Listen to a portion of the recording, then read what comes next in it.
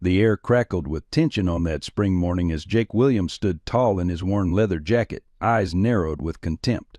Across from him, Max, a powerful German shepherd, held his ground, muscles coiled tight beneath his service vest. Between them lay a toppled cafe chair, evidence of Jake's first aggressive move. What Jake didn't know as he stared down at the service dog was that he wasn't facing an ordinary guide dog. Behind those attentive brown eyes lay years of police canine training and an unbreakable protective instinct. "Get out of my way, mutt," Jake snarled, his boot already pulling back for another kick. 5-year-old Emily Johnson clutched Max's harness, her sightless eyes wide with fear, her small body trembling. Max's low growl deepened, not a threat, but a promise. Jake's boot swung forward, and in that heartbeat everything changed. Max moved with surgical precision, a calculated defensive maneuver that sent the biker crashing backward into his stunned companions. The cafe fell silent. Jake's first mistake was kicking at Emily's guide dog. His second was not knowing who Max really was. Leave a like and share your thoughts in the comments along with the city you're watching from now. Let's continue with the story. Emily Johnson's world went dark just after her 4th birthday. The devastating car accident that claimed both her parents also robbed her of her sight, leaving only occasional fleeting shadows during moments of extreme stress. For the past year, her nights had been haunted by recurring nightmares, screeching tires, shattering glass, and a man's face briefly illuminated by headlights before impact. Dr. Thompson called these trauma memories, but to Emily they were monsters that visited in the dark. Despite her young age, Emily carried herself with quiet dignity, her small fingers constantly exploring the world she could no longer see, building a mental map of her new reality.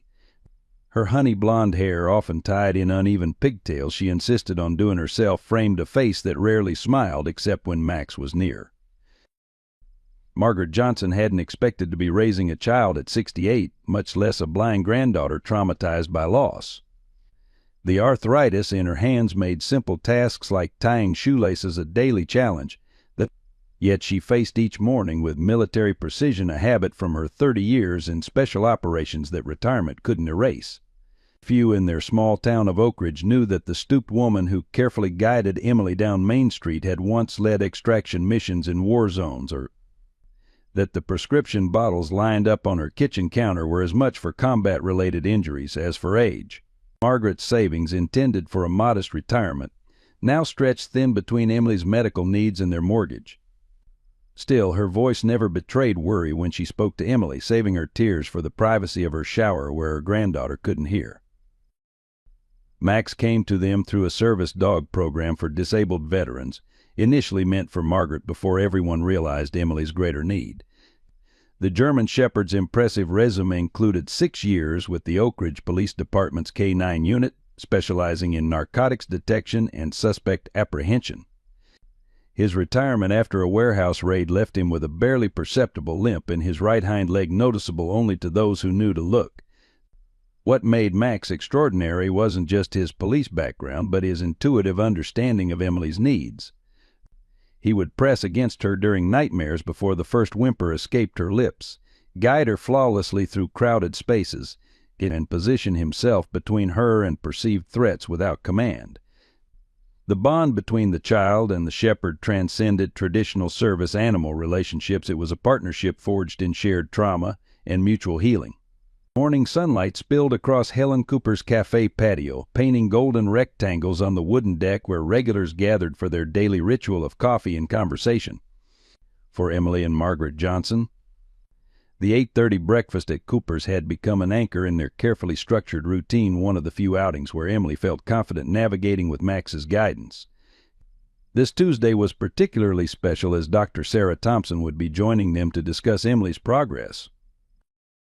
"Good morning, Mrs. Cooper," Emily called out, recognizing the cafe owner's footsteps even before the woman spoke. Her acute hearing had developed remarkably in the year since losing her sight. "There's my favorite customer," Helen replied, gently touching Emily's shoulder. "The usual table is ready, and I've got fresh blueberry muffins still warm." Max guided Emily expertly between tables, his body providing gentle pressure against her leg when they needed to turn. Margaret followed a step behind, nodding greetings to familiar faces. The community had embraced them, and this corner of Oak Ridge had become a sanctuary of normalcy. Dr. Thompson was already waiting, her notepad open beside an untouched coffee. "Good morning, Emily." "Hello, Margaret," she said, her voice carrying the warm professionalism that had helped Emily make progress during their twice-weekly sessions. "And how's our hero doing today?" She bent to greet Max, who acknowledged her with dignified restraint, never breaking his attentive posture beside Emily.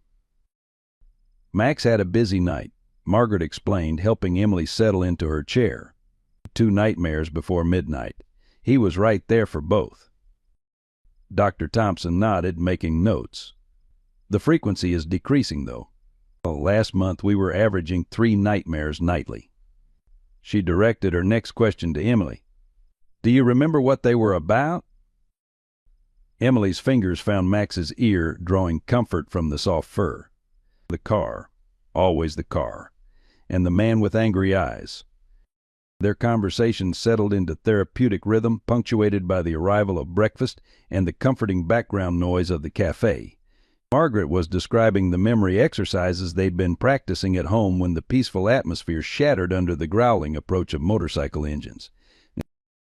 3 bikes pulled up directly in front of the cafe patio, their deliberately loud exhaust triggering car alarms down the street.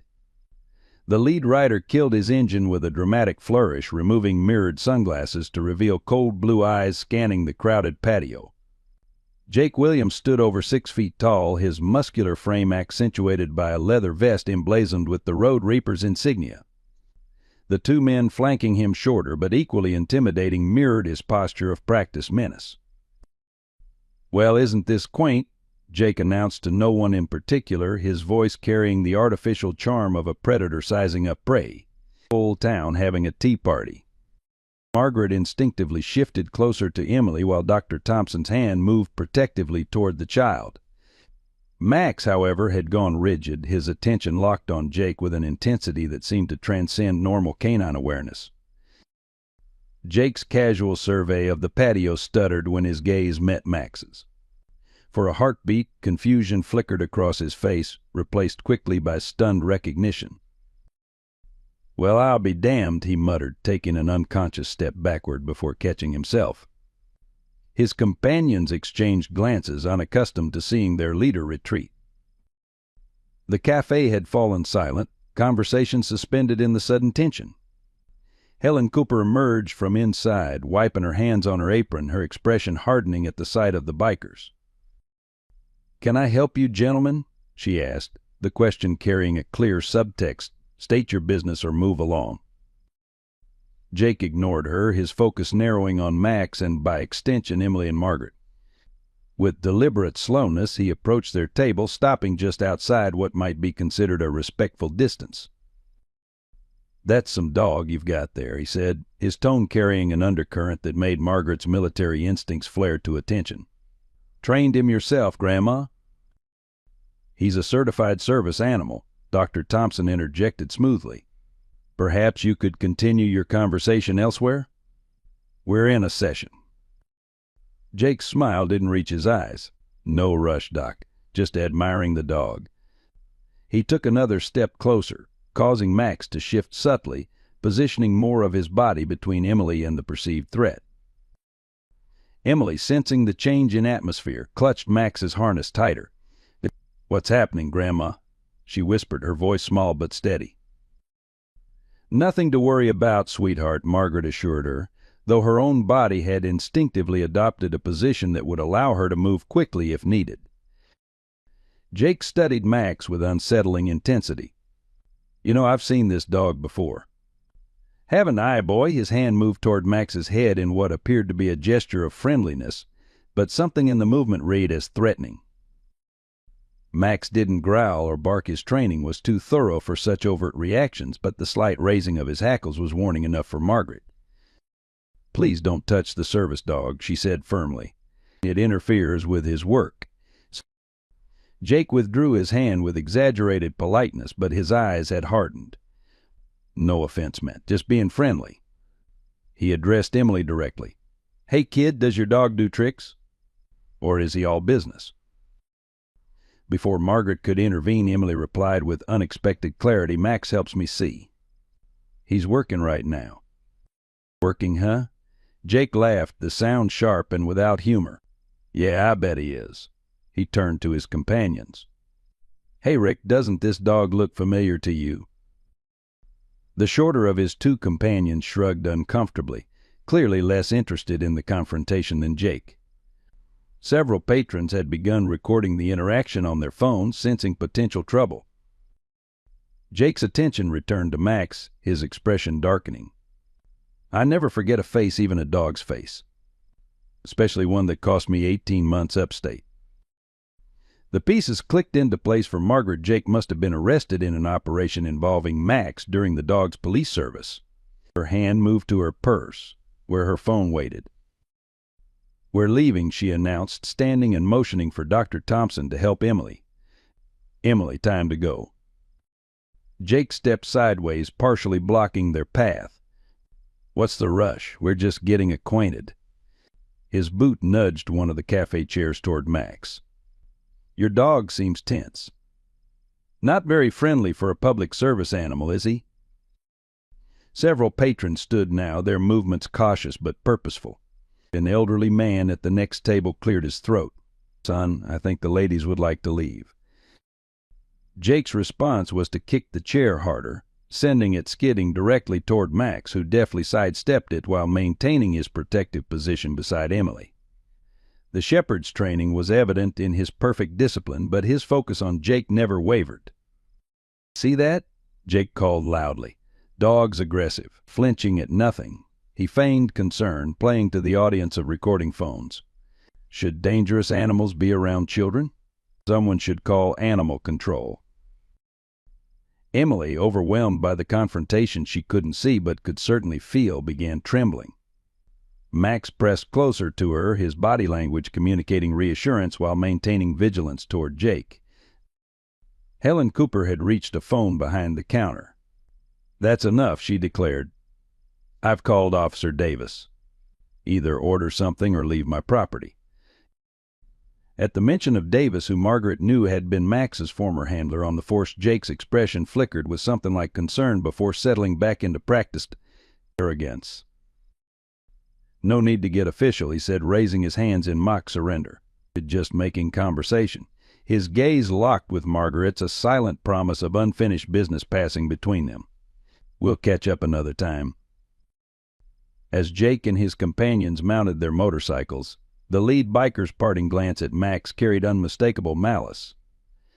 The engines roared to life, drowning out the collective sigh of relief from the cafe patrons, but everyone present understood that this confrontation had merely been postponed, not concluded. Dr. Thompson's hand squeezed Margaret's shoulder as they watched the bikers disappear down Main Street. "That wasn't random," she said quietly. "No," Margaret agreed, already calculating their next moves. "It wasn't." She looked down at Max, whose attention remained fixed on the direction the motorcycles had taken. "And he's not finished." The tension at Cooper's Cafe lingered long after Jake's motorcycles had faded from earshot. Dr. Thompson and Margaret exchanged concerned glances over Emily's head while cafe patrons murmured among themselves, their phones still clutched in hands that had captured the confrontation. Max remained unusually alert, his posture communicating a readiness that Margaret recognized from her military days. The shepherd was in protection mode, not guide mode. "Perhaps we should continue our session another time," Dr. Thompson suggested, gathering her notes with deliberate calm. "Emily, how are you feeling?" Emily's small fingers twisted in Max's harness. He was angry at Max. Why was he angry at Max? Her perception, unhindered by visual distractions, had cut straight to the heart of the encounter. Margaret chose her words carefully. "Sometimes people don't understand service dogs, sweetheart. Nothing for you to worry about." "No," Emily insisted with the directness unique to children. He knew Max. He said Max cost him time somewhere. What did that mean? Before Margaret could frame an age-appropriate response, the rumble of returning motorcycles silenced the cafe. Jake and his companions circled back, parking directly in front of the patio instead of leaving as they had appeared to do. The deliberate intimidation tactic raised Margaret's threat assessment significantly. "Dr. Thompson, please take Emily inside," Margaret said quietly, her tone brooking no argument. "Call Michael Davis directly, not dispatch." As Dr. Thompson guided Emily toward the cafe door, Max moved to follow, his training compelling him to stay with Emily. Margaret made a quick decision, giving Max the hand signal to continue with Emily. The shepherd complied, though his reluctance was evident in the backward glance he cast toward Jake. Jake dismounted his bike with theatrical slowness, his eyes tracking Emily and Max as they disappeared inside. "Running away doesn't look good," he called after them. "It makes that dog look like he's got something to hide." Margaret positioned herself between Jake and the cafe entrance. "Mr. Williams, I believe we've established that you have history with my granddaughter's service dog. Since you clearly recognize Max from his police service, you understand he's not just any dog." Jake's expression hardened at the revelation that Margaret knew his name. "So Grandma does her homework. Impressive." He stepped closer, invading Margaret's personal space in a deliberate intimidation tactic that might have worked on someone without her background. "Let me be straight with you. That dog and his handler ruined my life once. I did 18 months because of a false positive alert during a traffic stop." Margaret maintained steady eye contact, her posture relaxed but ready. "If you have grievances with the police department, there are proper channels. My granddaughter and her guide dog are not part of that equation." Inside the cafe, Emily sat at the counter with Dr. Thompson, Max positioned vigilantly between Emily's stool and the door. Emily's head was tilted slightly, her acute hearing focused on the confrontation outside. "I don't like his voice," she whispered to Dr. Thompson. "It sounds like the card dreams." Dr. Thompson kept her voice level despite her concern. "What do you mean, Emily?" "The man who hurt us, before everything went dark." He sounded angry like that. Emily's small hand reached for Max, finding comfort in his solid presence. Outside, the confrontation escalated as Jake circled Margaret with predatory intent, his companions creating a loose perimeter that effectively isolated her from potential assistance. "Here's what's going to happen," Jake said, his voice low enough that only Margaret could hear. "That dog is going to have an accident. Nothing too obvious, but service animals get hurt all the time. Tragic, really." Margaret's military training cataloged potential responses, but her priority remained de-escalation with a cafe full of civilians. Threatening a service animal is a federal offense. Adding witness intimidation would make your previous sentence look like a weekend in detention. Jake's laugh held no humor. "Witnesses need to see something happen, old lady. And cops need evidence." His gaze shifted to the cafe windows where faces watched with concern. "Right now, all these good people see is me having a conversation with a senior citizen. Perfectly civilized." As if to demonstrate his point, he extended his hand as though offering to shake, a gesture clearly visible to onlookers. When Margaret didn't reciprocate, he shrugged theatrically, playing to their audience. Inside, Emily had gone rigid on her stool, her hands pressed against her temples. "Max," she whispered urgently. "Max, I need to go outside." Dr. Thompson placed a gentle hand on Emily's shoulder. "Your grandmother asked us to wait here, Emily. She'll handle this." Emily shook her head with surprising force. "No, you don't understand. I see him." "I see him a little bit." The intensity of her statement startled Dr. Thompson, who knew that Emily's medical records showed complete blindness. Outside, Jake had escalated from implied threats to more overt intimidation. "You know," he said conversationally, though his eyes remained cold, "accidents happen to old ladies too. Falls, break-ins, all kinds of unfortunate events." Margaret's expression didn't change, but her stance shifted subtly, centering her weight in preparation for potential physical confrontation. "Mr. Williams, this conversation is over." Jake's response was to knock over a nearby chair with a deliberate sweep of his boot. The clatter drew attention from inside, including Max, whose ears pricked forward at the sound.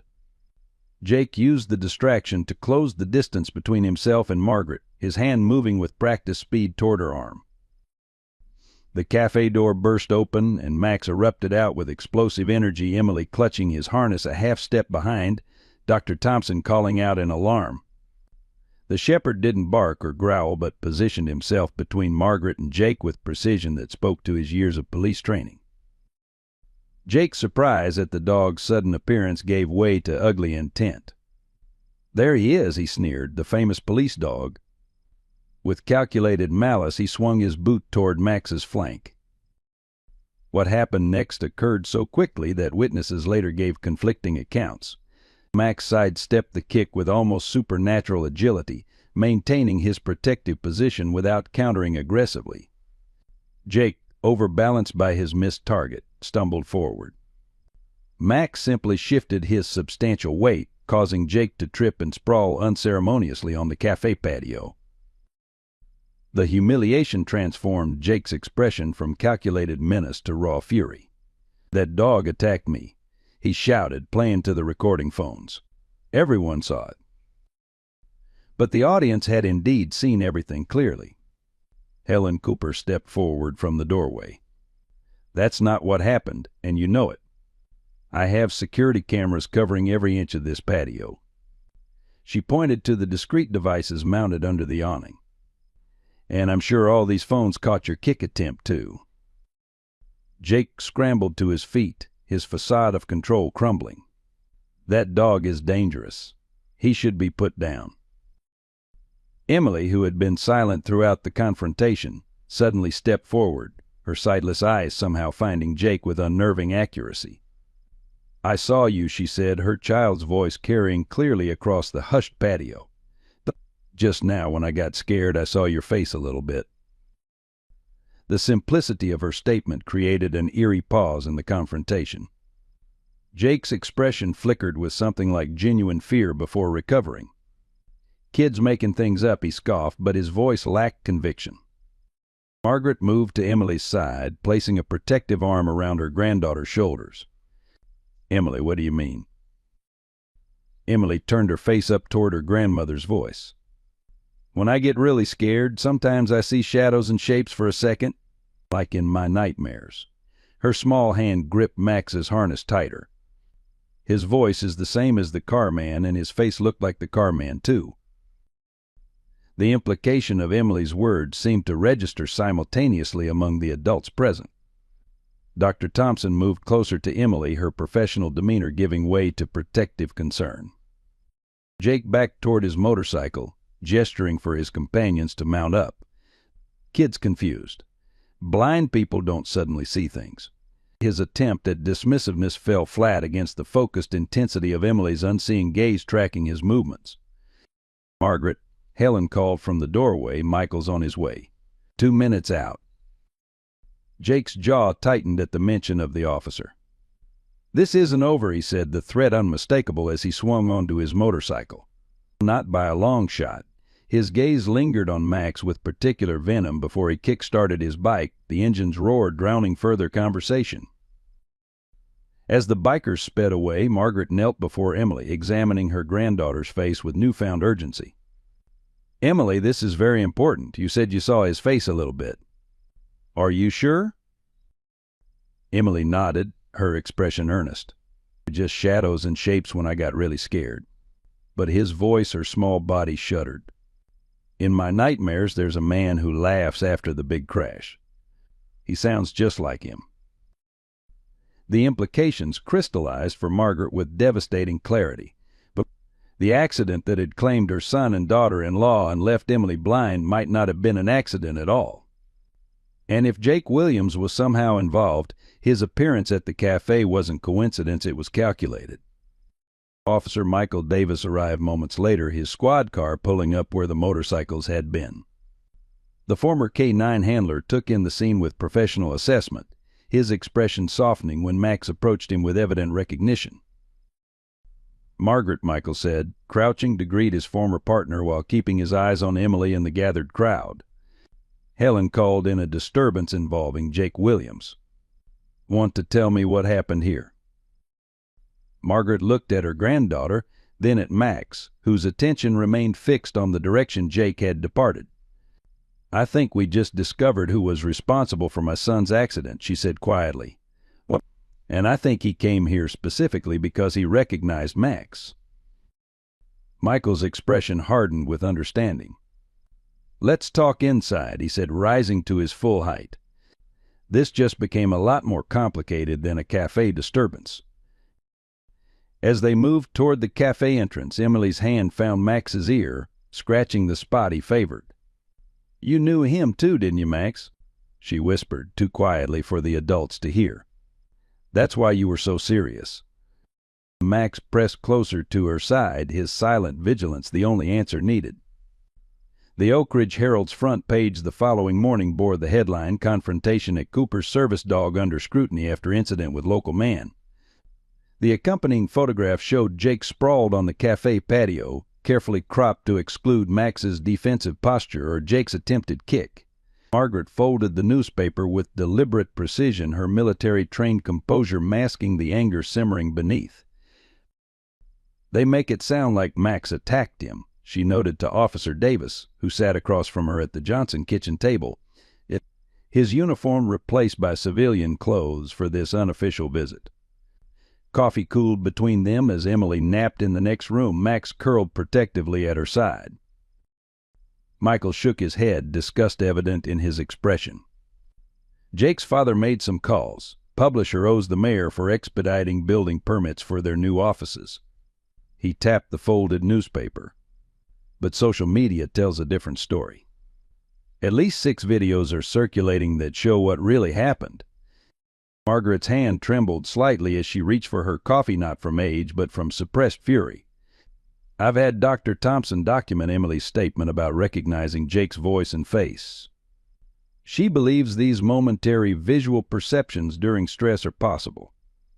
The medical term is blindsight, unconscious visual processing that can occur even with complete loss of conscious vision. It won't be enough, Michael said, his voice gentle but firm. Even if Emily did see something, child testimony is difficult in court, especially from a traumatized 5-year-old. And Jake's father isn't just any politician. Mayor Williams controls the police commissioner's budget, the district attorney's appointment, even the judge rotations. Margaret's posture stiffened at the implication. Are you saying Jake can threaten my granddaughter with impunity because his father has influence? Michael leaned forward, his voice dropping. I'm saying we need to be smarter than they are. Jake has 3 priors that were mysteriously reduced or dismissed, 2 assault charges and 1 drug possession. The drug arrest was mine and Max's case, which explains his grudge. He paused, choosing his next words carefully. The accident investigation that killed your son and daughter-in-law was closed unusually quickly. Declared a single vehicle accident despite witness reports of another vehicle leaving the scene. Which you're now thinking was Jake, Margaret finished, connecting the dots with cold clarity.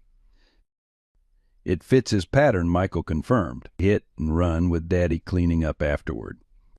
But we'd need evidence to reopen the case. Their conversation was interrupted by a harsh ringing of the doorbell, followed by sharp knocking. Margaret moved to the small security monitor she'd installed after taking custody of Emily, another habit from her former life that now seemed prescient. The screen showed 2 uniformed animal control officers standing on the porch, an official-looking document in hand. Mrs. Johnson, called a voice through the door. Oak Ridge Animal Control. We have an order to inspect and potentially impound a dangerous animal at this address. Margaret's eyes met Michael's in silent communication before she opened the door, maintaining the security chain. May I see your identification and the order, please? The lead officer, a young man with an apologetic expression, passed documents through the gap. We've received a complaint about a German Shepherd service dog attacking a citizen. The mayor's office expedited the dangerous animal hearing for this afternoon. Michael stepped into view behind Margaret. Officer Davis, Oak Ridge PD. This is highly irregular. Dangerous animal complaints require a 10-day notice period before any hearing. The animal control officer shifted uncomfortably. Orders came directly from the commissioner, sir. The hearing's at 2 p.m. today, but we're instructed to take the dog into protective custody now. Margaret scanned the paperwork with practiced efficiency, identifying the legal vulnerabilities immediately. This order is for a dangerous animal at my address. It doesn't specify Max by name or registration number, nor does it acknowledge his certified service animal status, which exempts him from standard animal control jurisdiction. The second officer stepped forward. We're just doing our job. If you refuse, we're authorized to return with police assistance. That won't be necessary, Margaret replied, her tone leaving no room for argument. Officer Davis will escort Max to the hearing himself, as Max's former police handler. Under ADA regulations, removing a service animal without immediate dangerous behavior creates liability for the city. She closed the documents with finality. We'll see you at the hearing. After the animal control officers departed, Margaret turned to Michael. This confirms it's coordinated. They're using official channels to separate Emily from Max, probably hoping to provoke an incident that would justify euthanasia. Mayor Williams works fast, Michael agreed grimly. But so does social media. He showed Margaret his phone, where community pages were already filling with support for Max and Emily. Videos of Jake's attempted kick had been viewed thousands of times, with comments questioning the Herald's version of events. Margaret nodded, tactical planning evident in her expression. We need more than public opinion. We need legal protection and evidence linking Jake to my son's accident. I'll reach out to some former colleagues, Michael promised. Carefully. There are still good cops who remember Max's service. Later that afternoon, the Oak Ridge Municipal Building's hearing room overflowed with spectators, many wearing hastily made service dogs Save Lives and Justice for Max buttons. Emily sat between Margaret and Dr. Thompson, her small fingers whirring the hem of her dress. Max lay calmly at Michael's feet near the front, the picture of canine discipline. Mayor Robert Williams presided from the center seat of the three-person panel, his imposing silver-haired presence commanding the room. Jake sat at the complainant's table, a theatrical bandage on his arm suggesting injuries the cafe videos clearly disproved. His attorney, an expensively dressed woman from the city's premier law firm, arranged documents with practiced precision.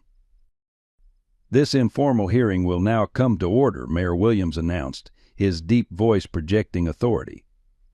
We're here to evaluate complaints against a potentially dangerous animal. He glanced at his son with barely disguised favoritism before continuing. We'll hear from the complainant first.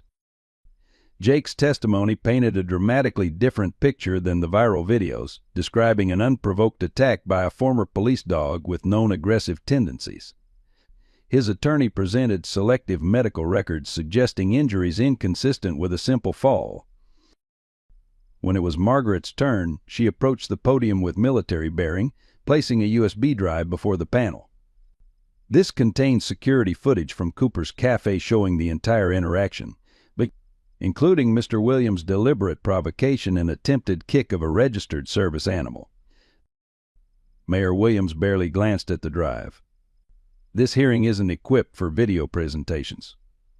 We'll accept the drive as evidence to be reviewed later. From the spectator section, Helen Cooper stood.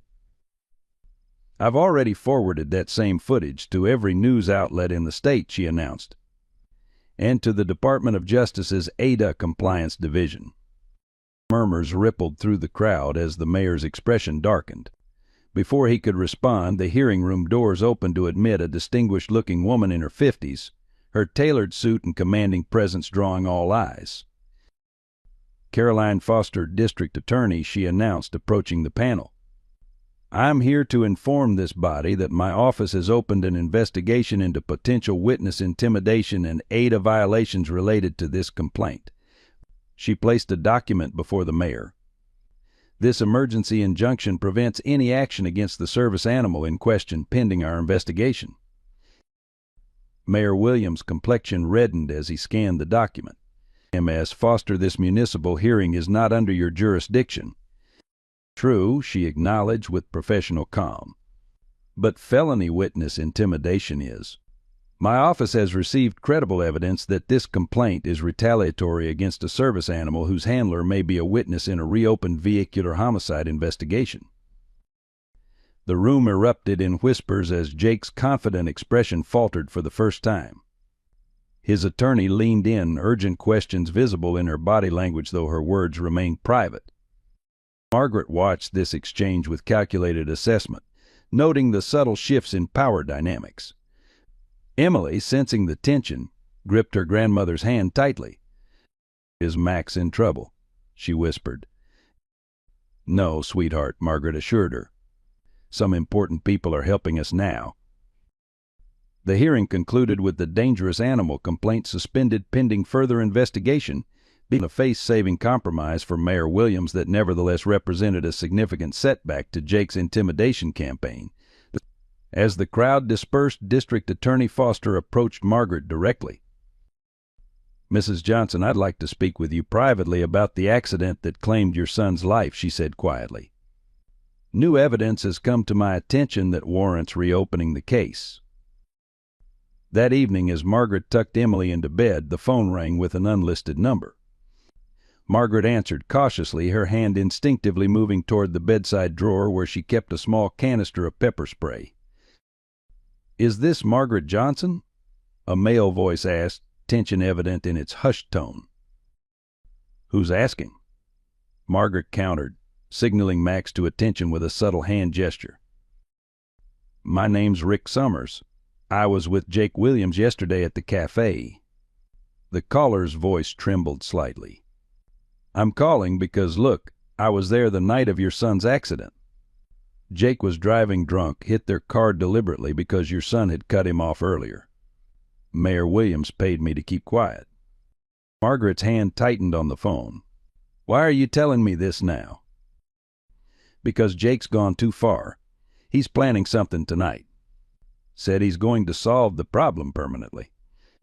I've done a lot of things I'm not proud of, Ma, I am, but I draw the line at hurting a blind kid and her dog." After ending the call, Margaret immediately contacted Michael Davis and District Attorney Foster, setting in motion protection protocols they had discussed earlier. Within 30 minutes, an unmarked police car parked discreetly across the street, and Foster had issued emergency protection orders for both Emily and Max. Margaret moved through the house with tactical precision, checking windows and doors, her former training resurfacing with fluid competence. Max followed her movements with alert attention, his behavior confirming her suspicions that he sensed the elevated threat level. "We're being watched, aren't we, Max?" she murmured, noting how the shepherd's attention repeatedly returned to the east-facing windows overlooking the darkened side yard. Despite the protection measures, Margaret's instincts told her Jake wouldn't be deterred by a single patrol car. His humiliation at the hearing, combined with the reopened investigation, had transformed this from simple intimidation to desperate self-preservation. The most dangerous opponent was one with nothing left to lose. Emily had finally fallen asleep, Max positioned protectively beside her bed, when Margaret's security tablet showed movement at the rear property line. A shadow separated from the darkness of the neighbor's hedge, followed by another. Margaret texted Michael with their positions before moving to Emily's room, retrieving her granddaughter with practiced gentleness.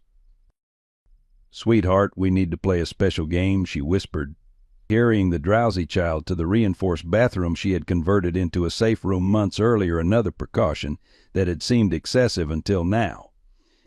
"You and Max are going to stay very quiet in here while Grandma takes care of some visitors." Emily rubbed her eyes, confused but trusting. "Is Max coming too?" Margaret hesitated, tactical considerations warring with emotional ones.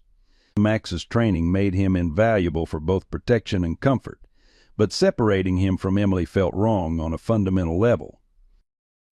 "Max stays with you," she decided, finally guiding the shepherd into the bathroom with Emily. "Lock the door behind me, just like we practiced. Don't open it unless you hear our special knock." As Margaret closed the bathroom door, hearing the reassuring click of the lock engaging, The first crash came from the kitchen, the sound of breaking glass followed by hushed male voices.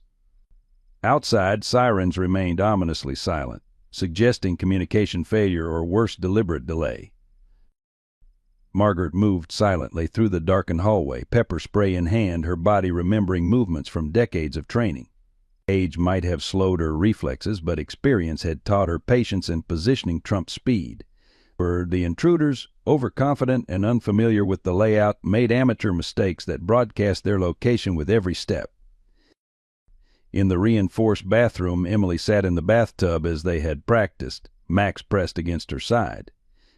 The shepherd's ears tracked sounds through the door, his body tense but controlled. Emily stroked his fur rhythmically, finding comfort in his solid presence. "It's going to be okay, Max," she whispered, repeating her grandmother's reassurances. "Grandma knows what to do." Outside the bathroom, Margaret prepared to confront the intruders, knowing that the next few minutes would determine not just their immediate safety, but whether Jake Williams would finally face justice for the devastation he had brought to her family. Whatever happened, she was done running, done hiding, done allowing powerful men to hurt those she loved with impunity. "Come and find me," she whispered into the darkness, a predator lying in wait. Thunder rumbled across Oak Ridge as the first heavy raindrops pelted the Johnson home's roof.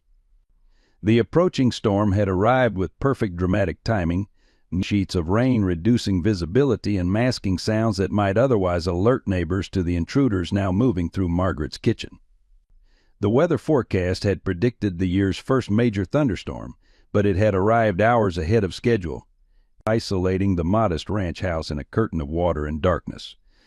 Margaret pressed herself against the wall of the hallway leading to the kitchen, her breathing controlled and deliberate despite the adrenaline coursing through her system. Decades of special operations training had taught her to use fear rather than be controlled by it. From her position, she could make out two distinct silhouettes moving through her home, Jake Williams' imposing frame unmistakable even in shadow, accompanied by a shorter, more hesitant figure she assumed was Rick, the informant who had warned her earlier.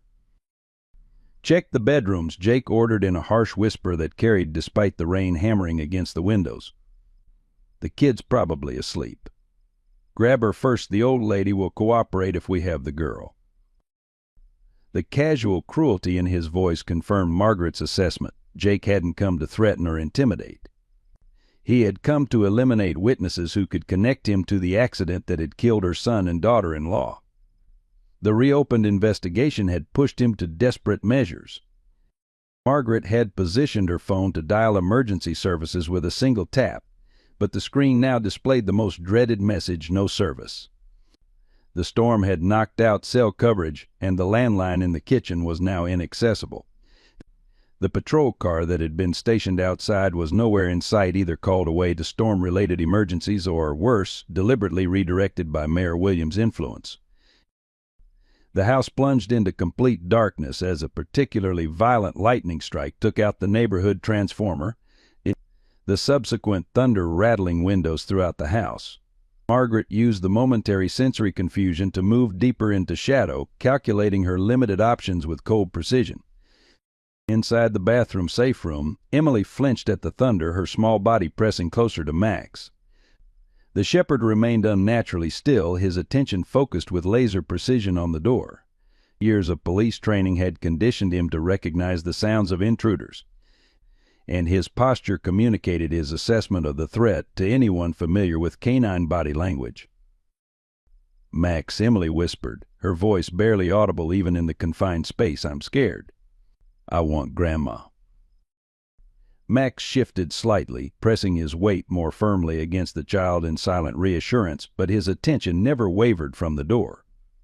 Something in his posture changed, a subtle tensing that Emily sensed immediately through her heightened awareness of the dog's movements. "Someone's coming," she breathed, a statement rather than a question. In the hallway outside, Rick moved with obvious discomfort, checking empty bedrooms with increasing nervousness. "They're not here, Jake," he called softly.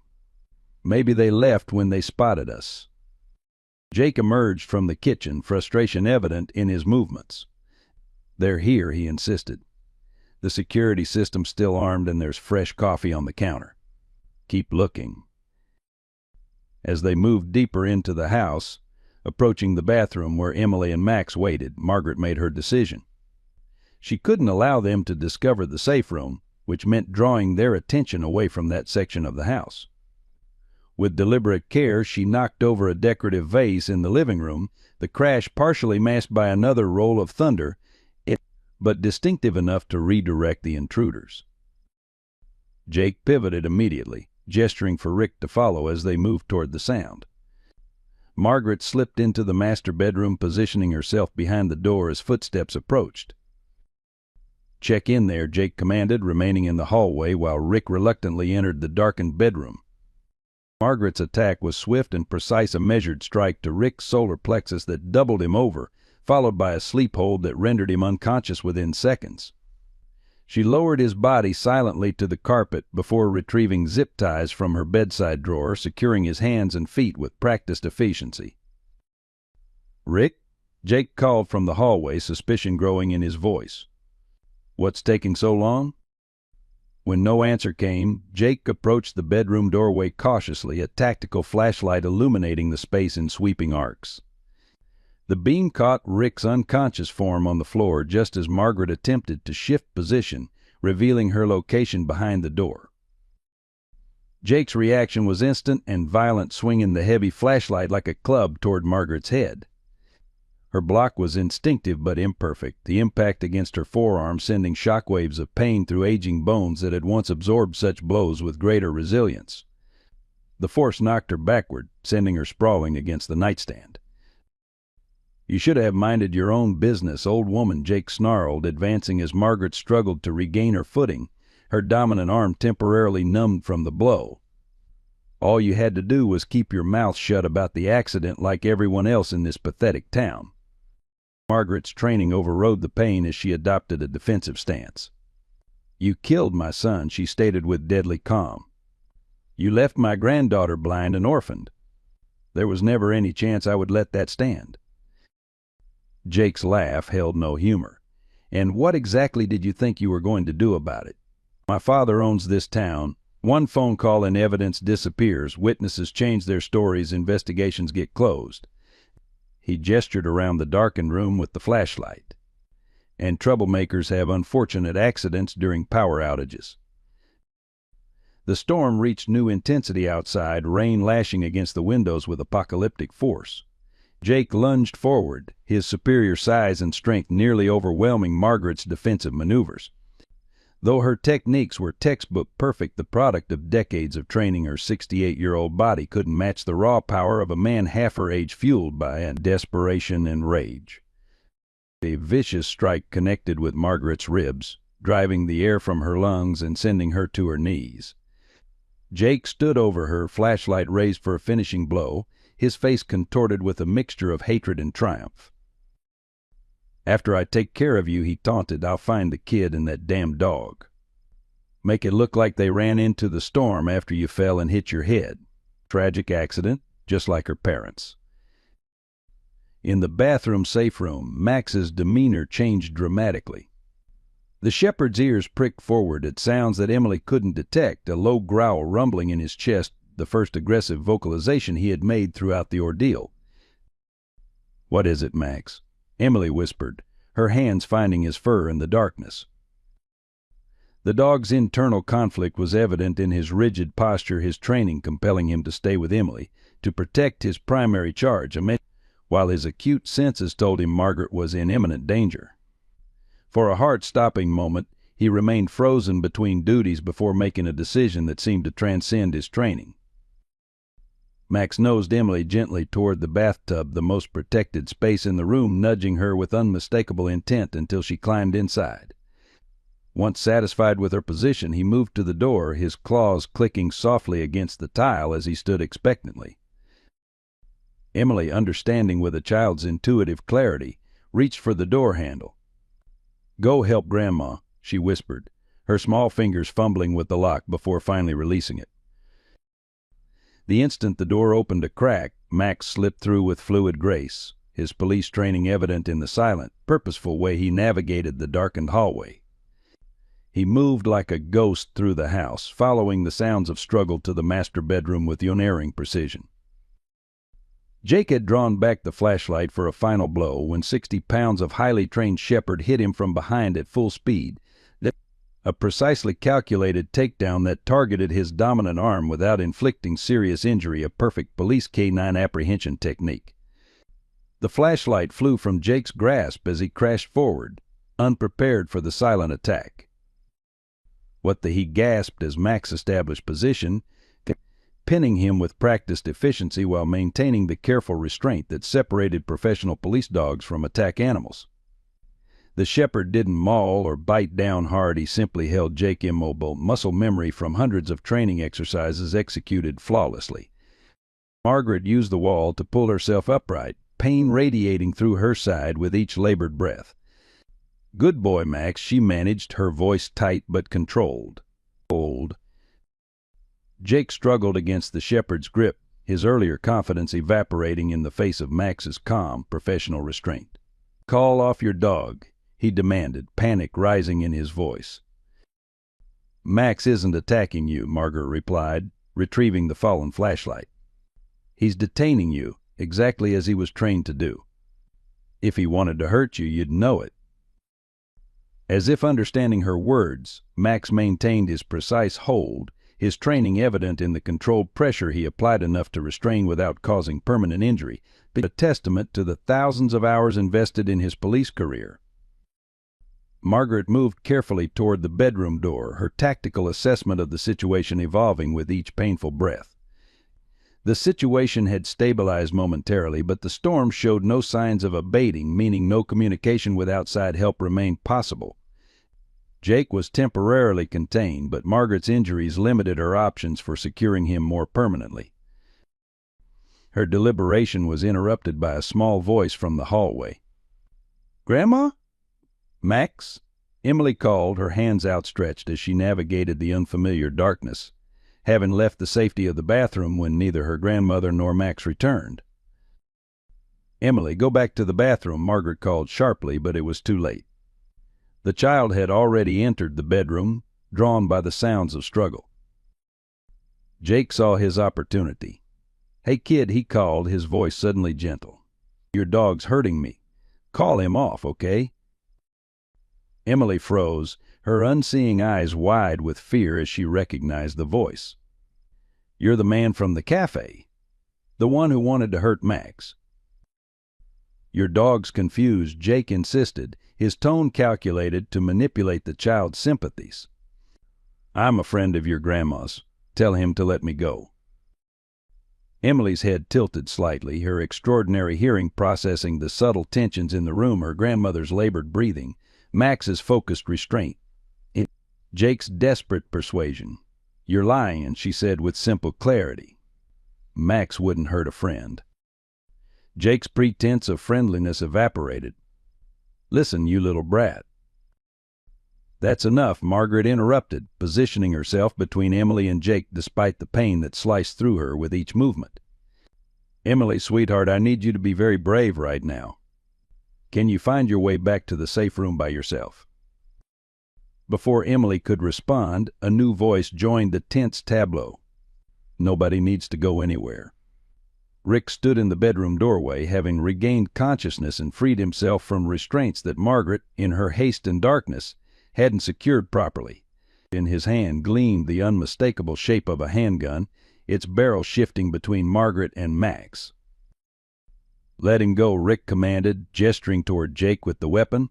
"Call off the dog or I start shooting." The complexity of the situation increased exponentially. Max couldn't maintain his hold on Jake while simultaneously protecting against an armed threat, and Margaret couldn't engage Rick without leaving Emily exposed. The delicate balance of power had shifted decisively and not in their favor. Jake's triumphant expression returned as he sensed the reversal. "Shoot the dog first," he instructed Rick. "Then we finish this like we planned." Margaret made her decision in a heartbeat, stepping directly into Rick's line of fire, shielding both Emily and Max with her body. "Think about what you're doing," she said calmly, addressing Rick rather than Jake. "You called to warn me earlier because you didn't want a child harmed. That hasn't changed." Conflict flickered across Rick's face, the gun wavering slightly in his grip. "Jake said we were just going to scare you into keeping quiet," he admitted, uncertainty evident in his voice.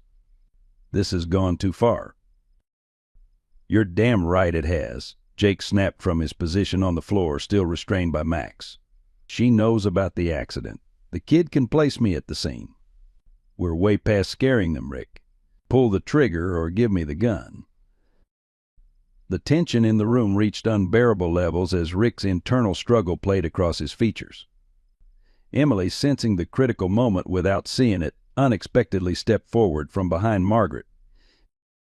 "You don't sound like a bad person," she said, simply addressing Rick with uncanny accuracy. "You sound scared, like I was after my mommy and daddy went to heaven." The guileless compassion in the child's voice struck Rick with visible impact, his gun hand dropping slightly as shame overwhelmed his features.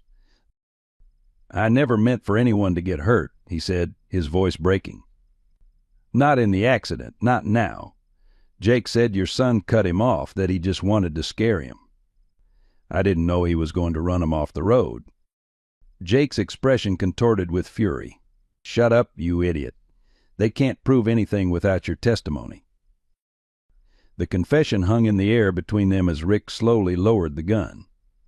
"I'm done covering for you, Jake. That night you were drunk, angry because you'd been benched from the game. You deliberately rammed their car when you saw who was driving." He looked at Margaret with genuine remorse. "I'm sorry, I should have come forward sooner." "You disloyal piece of," Jake began, renewing his struggle against Max's hold with such violence that the shepherd was forced to readjust his grip, maintaining control while avoiding injury to either of them. A new sound penetrated the storm's cacophony, approaching sirens, faint but growing steadily louder. Relief washed over Margaret's features as she recognized what it meant. Someone had gotten through, either Michael Davis or District Attorney Foster, following the contingency plans they had established. Rick heard it too, indecision warring on his face before resolution settled in. He carefully placed the gun on the floor, sliding it toward Margaret with his foot. "I want to make a formal statement," he said quietly. "About the accident, about tonight, about everything Mayor Williams has covered up over the years." As red and blue lights began to flash through the rain-streaked windows, illuminating the room in rhythmic pulses, Emily moved to Max's side, with her small hand finding his fur with unerring accuracy. "We're okay now," she whispered to the shepherd, who maintained his professional hold despite the exhaustion evident in his labored breathing. "You can let go soon." Jake, seeing his last chances of escape evaporating with the approaching law enforcement, fixed Emily with a look of pure hatred. "This isn't over," he hissed. "My father will still protect me. No one will believe a blind kid and a washed-up old woman over the mayor's son." Emily turned toward Jake's voice, her unseeing eyes somehow finding his with unsettling precision. "I saw you," she said with quiet conviction. "The night you hurt my parents. When the cars hit, there was a bright light, and I saw your face laughing before everything went dark." She reached down to stroke Max's head gently. "I couldn't remember until I heard your voice at the cafe. But I remember everything now." The approaching sirens reached a crescendo outside the house as flashlight beams cut through the window officers surrounding the property with tactical precision. Jake's expression crumbled as the reality of his situation finally penetrated his arrogance. Margaret placed a gentle hand on Emily's shoulder, drawing the child close despite the pain that radiated through her injured ribs. "It's over," she said, addressing her words to Emily, but her gaze fixed on Jake. "He can't hurt anyone anymore." Max maintained his vigilant hold, his discipline unwavering even as voices called out from outside the house, announcing police presence. The shepherd's dedication would not permit him to release his subject until properly relieved by authorized personnel one final demonstration of the training and loyalty that had saved their lives this night. As Officer Michael Davis's voice called out their names from the front door, Emily knelt beside Max, her face close to his ear. "You're the bravest dog in the world," she whispered. "You saved us all." The flashing lights of police cruisers and an ambulance painted the Johnson home's exterior in alternating red and blue, their harsh illumination cutting through the continuing downpour. Inside, medical technicians worked efficiently around Margaret, who sat on the edge of her sofa refusing full transport to the hospital despite the paramedics' insistence. 3 cracked ribs and potential concussion require proper medical evaluation, Mrs. Johnson, the young paramedic explained patiently, applying a temporary wrap around Margaret's torso. "I'm not leaving my granddaughter," Margaret replied with quiet finality, her eyes tracking Emily, who sat across the room with Dr. Thompson, who had arrived shortly after the police. Max remained positioned between Emily and the door, his vigilance undiminished despite the crisis having officially ended. Officer Davis approached with a careful step, mindful of Max's continued protective stance. "The storm's finally letting up," he reported. "District Attorney Foster is 10 minutes out. They've already taken Jake and Rick to separate facilities for processing." He lowered his voice. "Jake's demanding his lawyer and his father. Neither has responded yet." Margaret nodded, wincing at the movement. "What about Emily? Has she said anything?" "Dr. Thompson has been with her since we secured the scene," Michael replied. "She's remarkably composed given the circumstances, but the doctor is concerned about delayed trauma response." Before Margaret could respond, a sharp cry from Emily cut through the room's murmured conversations. "Grandma." "Max." The little girl's voice carried unmistakable distress as she suddenly doubled over, arms wrapped around herself. Margaret rose immediately, ignoring the stabbing pain in her side as she moved toward her granddaughter. Max was already there, pressing his body against Emily's legs as Dr. Thompson tried to assess what was happening. "She was fine, just telling me about Max protecting her." When she suddenly grabbed her head, Dr. Thompson explained, professional concern evident in her voice. "Emily, can you tell us what's wrong?" Emily's face had gone alarmingly pale, her small features contorted in pain. "My head hurts really bad," she whimpered. "And the lights are too bright." She pressed her hands against her eyes, a puzzling gesture for a child who had been completely blind for over a year. The paramedic who had been attending Margaret rushed over, medical training overriding the earlier disagreement. "How long has she been having the headache?" he asked, gently taking Emily's wrist to check her pulse. "It just started," Dr. Thompson answered. "But she experienced unusual visual stimuli earlier today, momentary sight during high-stress situations." The paramedic's expression sharpened. "That could indicate increased intracranial pressure. We need to get her to the hospital immediately." Margaret knelt beside Emily despite her injuries, taking her granddaughter's small hand. "Sweetheart, these nice people need to take you to the doctor for your headache." "I'll be right with you." Emily's free hand clutched at Max's fur. "Max comes too," she insisted, pain evident in each word. The paramedic hesitated. "Technically, service animals are permitted, but—" "Max goes with her," Margaret stated, her tone brooking no argument. "He's the only thing that keeps her nightmares at bay, and right now his presence is medically necessary for her emotional stability." Within minutes, Emily was secured in the ambulance with Max permitted to lie beside the gurney, his training evident in how carefully he positioned himself to avoid interfering with the medical equipment. Margaret sat opposite, holding Emily's hand while the paramedics established an IV line and administered initial treatment for what they suspected might be dangerous intracranial swelling. The hospital emergency room was prepared for their arrival, the pediatric neurologist already waiting when the ambulance doors opened. Emily was immediately wheeled to imaging, Max reluctantly remaining behind with Margaret in a private waiting area designated for family. "Something's wrong with her brain, isn't it?" Margaret asked the attending physician who had stayed to monitor her own injuries. "The momentary sight, now this pain." The doctor's professional demeanor softened with compassion.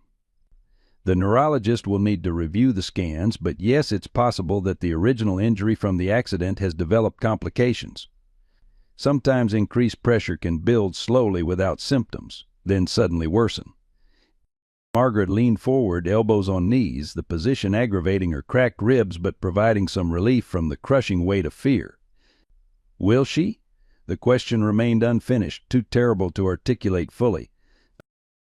Dr. Winters is one of the best pediatric neurologists in the state, the physician offered instead of false reassurances. She's in good hands. Max whined softly, pressing his muzzle against Margaret's hand, his canine intuition sensing the gravity of the situation even without understanding its medical specifics. For the first time that night, Margaret allowed herself a moment of weakness, burying her face in the shepherd's fur as silent tears escaped. An hour passed with excruciating slowness before Dr. Winters, a tall woman with prematurely silver hair, entered the waiting room. Her expression was carefully neutral in the way that experienced doctors learn to master when delivering difficult news. "Mrs. Johnson," she began, taking the seat opposite Margaret. "Emily's scans show a slow hemorrhage that likely began at the time of the original accident. It's been gradually increasing pressure on her optic nerve and surrounding brain tissue." Margaret straightened, military discipline reasserting itself.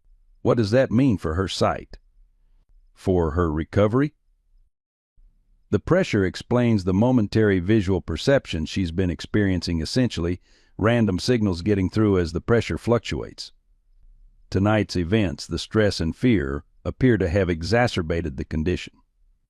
Dr. Winters leaned forward, her gaze direct and compassionate. "We need to operate immediately to relieve the pressure and repair the damaged blood vessels."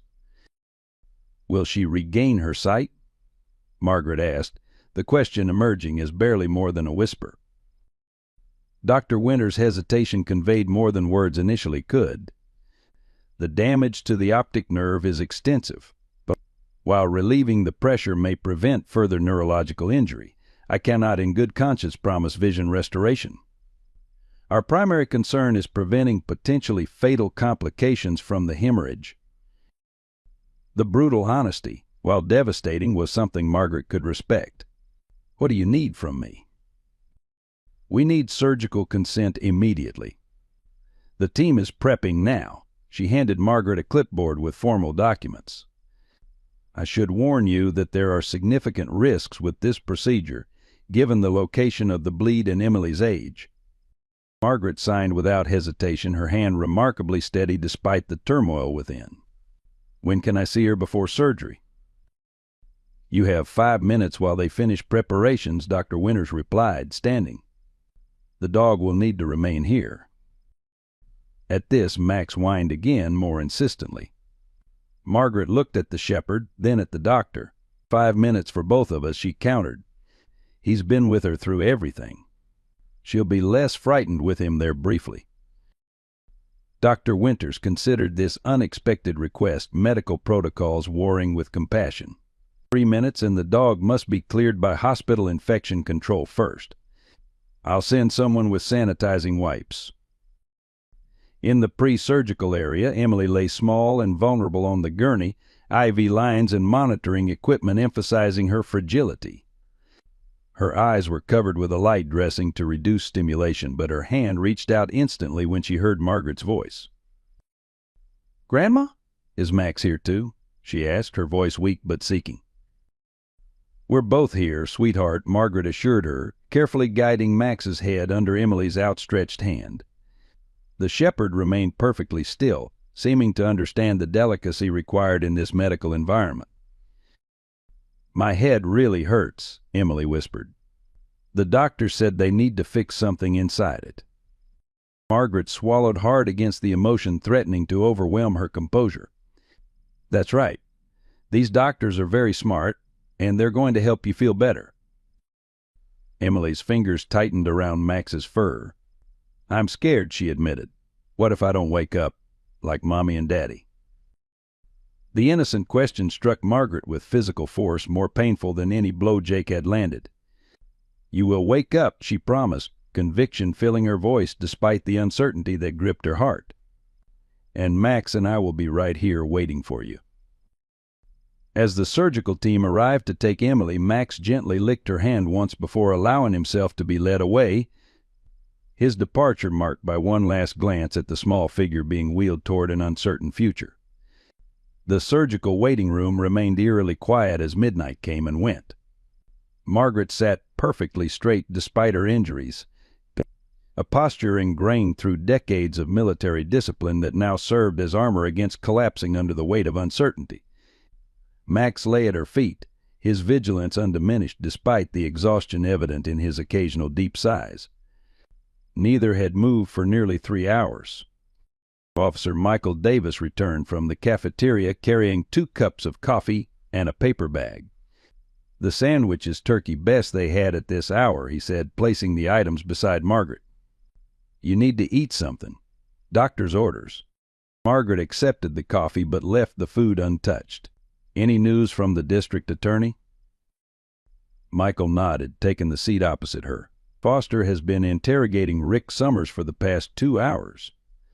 He's cooperating, fully signed a formal statement confirming Jake deliberately caused the accident that killed your son and daughter-in-law." He hesitated before adding, "Mayor Williams has finally surfaced.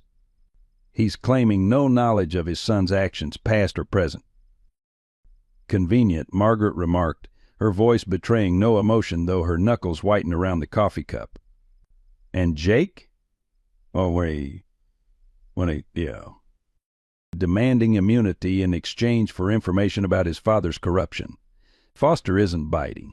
Michael leaned forward, lowering his voice despite the empty waiting room. "There's more. Rick revealed that immediately after the accident last year, Mayor Williams pressured the neurologist who initially treated Emily to minimize her prognosis to declare her blindness permanent rather than potentially treatable." Margaret's composure cracked slightly, a brief tremor passing through her hand. "He interfered with her medical care? Why? And B. strengthened the case for settling quickly. The mayor's insurance covered the accident since Jake was driving his car. The potentially treatable condition would have meant ongoing liability and more questions about the accident itself." Michael's disgust was evident in his expression. "Foster is already getting warrants for the original medical records." This revelation landed with devastating force. For a year, Emily might have been receiving treatments that could have preserved or restored her vision, treatments deliberately withheld to protect the Williams family from financial and legal consequences. Max suddenly raised his head, ears pivoting toward the corridor before Margaret heard any approaching footsteps. Dr. Winters appeared in the doorway, surgical cap still in place, her expression guarded but no longer carrying the grave concern from earlier. "The surgery was successful," she announced without preamble, understanding Margaret's preference for directness. "We've relieved the pressure and repaired the damaged vessels. Emily is stable and being moved to pediatric intensive care for monitoring." Margaret stood carefully, mindful of her injuries. "And her vision?" "That's where things become interesting." Dr. Winters removed her cap, revealing disheveled silver hair. "Once we relieved the pressure, we observed immediate improvements in optic nerve response. I don't want to create false hope, but the indicators suggest she may recover some visual function, possibly significant function."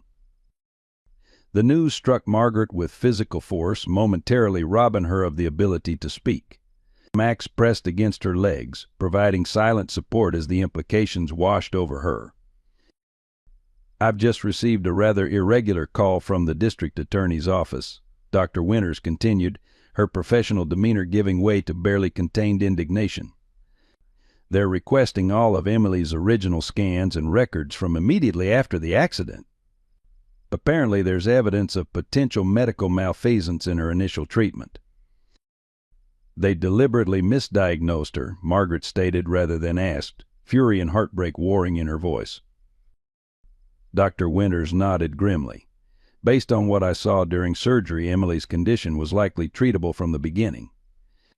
The hemorrhage was slow developing, which means intervention immediately after the accident could have prevented both the pressure buildup and possibly preserved her vision." She hesitated before adding, "I've already provided preliminary findings to the DA's office. As Emily's current physician, I want you to know I'm prepared to testify if necessary." The full impact of this betrayal, not just the accident itself, but the calculated denial of proper medical care, momentarily overwhelmed Margaret's carefully maintained composure. Her hand found Max's head, drawing strength from the shepherd's solid presence. "When can I see her?" she asked, steering away from emotions she couldn't afford to process yet. "She's being settled in ICU now. She'll likely sleep through the night due to anesthesia, but you can sit with her." Dr. Winters glanced at Max. "Hospital policy restricts animals in ICU, but given the circumstances and his status as a service animal, I've received special permission for limited visits once she's conscious." As dawn broke over Oak Ridge, painting the hospital windows with pale golden light, District Attorney Caroline Foster arrived at the pediatric ICU, her purposeful stride carrying her directly to where Margaret maintained her vigil beside Emily's bed. The child remained sedated, small and vulnerable among the monitoring equipment, a substantial bandage wrapped around her head. "Mrs. Johnson," Foster greeted softly, mindful of the sleeping child. "I'm sorry to intrude, but there have been significant developments I thought you should hear immediately." Margaret nodded for her to continue, never taking her eyes from Emily's face. "Rick Summers has provided comprehensive testimony about both the accident and the subsequent cover-up. We've executed search warrants on Mayor Williams' home, office, and private storage facilities." Foster's professional demeanor cracked slightly, allowing a glimpse of personal outrage.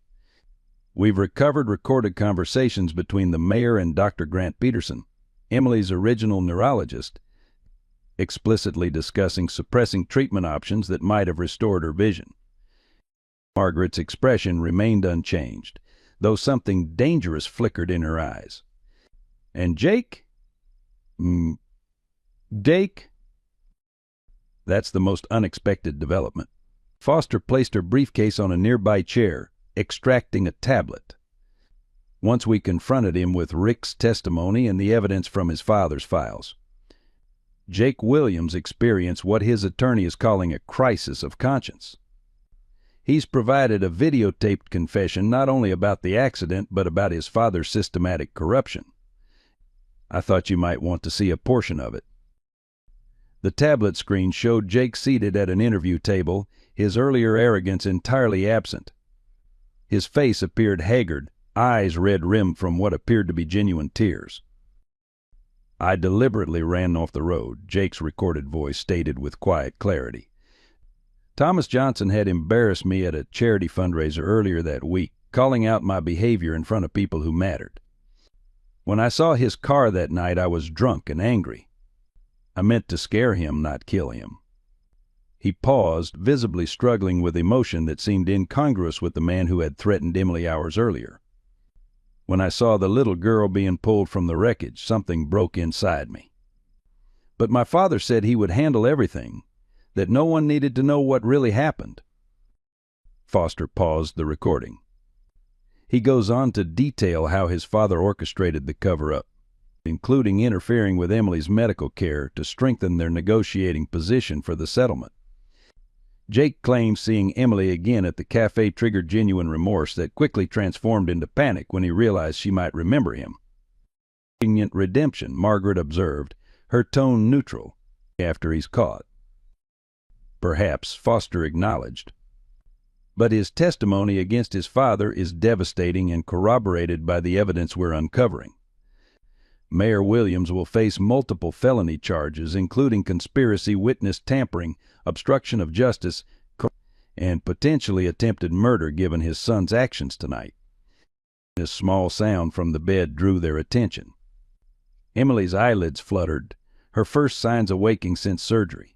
Margaret immediately leaned closer, taking her granddaughter's small hand. "Emily, can you hear me, sweetheart?" Emily's lips moved silently at first, then formed a whisper. "Grandma, where's Max?" "He's waiting to see you," Margaret assured her, carefully brushing a strand of hair from the bandage. "How do you feel?" Emily's brow furrowed in concentration. "My head still hurts, but different." "Not as scary." Her eyelids fluttered again, opening slightly before closing against the room's gentle light. "It's too bright." The simple complaint, a child's natural reaction to light sensitivity after surgery, carried profound significance that wasn't lost on anyone in the room. Dr. Winters, who had entered during Foster's briefing, moved swiftly to Emily's bedside. "Emily," she asked gently, "when you say it's too bright, can you tell me what you mean? Are you seeing light?" Emily nodded slightly, wincing at the movement. "Bright, blurry shapes. And colors. Is that bad?" The question, delivered with a child's innocent concern, brought tears to Margaret's eyes for the first time since the ordeal began. Dr. Winters squeezed Emily's hand gently. "No, sweetheart, that's not bad at all. That's very, very good." She looked up at Margaret, professional caution warring with growing optimism. "It appears Emily is perceiving visual stimuli. We'll need comprehensive testing once she's recovered more fully, but these are extremely promising signs." Emily's fingers tightened around Margaret's. "Grandma, can Max come now? I want to see him this time." Spring arrived in Oak Ridge with transformative power, painting the town in vibrant colors that Emily Johnson experienced with newfound wonder. 3 months had passed since her emergency surgery, and each day brought small but significant improvements to her vision. The world remained blurry around the edges. Dr. Winters had carefully managed expectations about full restoration, but Emily could now distinguish shapes, colors, and movements with growing clarity. And today marked a special milestone as she sat on a bench in Memorial Park, specially designed glasses perched on her small nose, watching a community gathering with visible excitement. "They're hanging up a banner, Grandma," she observed, pointing toward the pavilion where volunteers stretched a large sign reading Oak Ridge Community Heroes Day. Her voice carried the perpetual amazement of someone rediscovering a world once thought permanently lost. Margaret, her ribs fully healed but moving with the slight caution that remained after her injuries, smiled at her granddaughter's enthusiasm. "Can you read what it says?" she asked, part of their daily practice of strengthening Emily's developing visual abilities. Emily squinted slightly, leaning forward with determination. "Oak Ridge," she began slowly, calm, "Community Heroes Day." The achievement brought a triumphant smile to her face. "I did it." "Perfectly," Margaret confirmed, resting a hand on Max's head as the shepherd sat attentively beside Emily. The dog had adapted remarkably to Emily's changing needs, adjusting his guidance techniques as her vision improved while maintaining his protective instincts. His service vest remained, but now bore an additional patch, Oak Ridge K9 Hero. Dr. Sarah Thompson approached their bench, carrying a clipboard and wearing the satisfied expression of a professional witnessing remarkable progress. Their therapy sessions had evolved from trauma management to adaptation counseling, helping Emily navigate her re-entry into a visual world. "Someone looks ready for her big moment," Dr. Thompson observed, taking a seat beside them. "How are you feeling about speaking in front of everyone, Emily?" Emily's fingers found Max's fur automatically, a self-soothing gesture that had persisted even as her nightmares diminished. "I practiced lots of times," she replied with determination. "And Max will be right beside me." Across the park, Helen Cooper supervised the final preparations for the ceremony, directing volunteers with cheerful efficiency. The cafe owner had become the unofficial coordinator of the community support network that had formed around the Johnsons, organizing everything from meal deliveries during Emily's recovery to today's recognition ceremony. "The district attorney just arrived," Helen called over to Margaret. "And there's quite a media presence. Are you sure Emily's up for this?" Margaret glanced at her granddaughter, who nodded with quiet confidence. "We discussed it thoroughly," Margaret replied. "Emily understands the importance of her story being heard." The past months had brought sweeping changes to Oak Ridge following the revelations of corruption and criminal activity.